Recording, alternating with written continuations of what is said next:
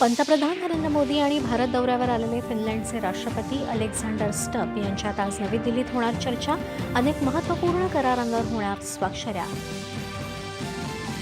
11वा रायसिना संवाद आजपासून नवी दिल्लीत होणार सुरू. फिनलंडचे राष्ट्रपती प्रमुख अतिथी म्हणून करणार संबोधित. पश्चिम आशियातील संघर्ष तीव्र. श्रीलंकेच्या किनाऱ्याजवळ इराणी युद्धनौका बुडवल्याचा अमेरिकेचा दावा. इस्रायलचा इराणमधील सुरक्षा कमांड केंद्रावर हल्ला तर इराणकडूनही क्षेपणास्त्र हल्ले सुरूच.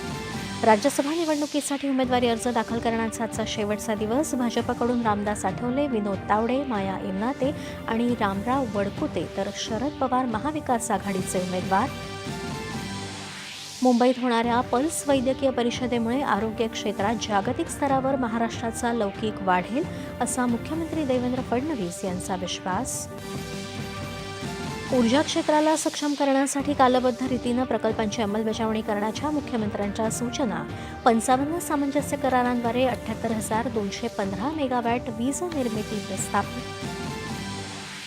राज्यात येत्या 8 मार्चपासून किशोरवयीन मुलींसाठी गर्भाशय मुखाच्या कर्करोगाला प्रतिबंध करणारी विनामूल्य HPV लसीकरण मोहीम.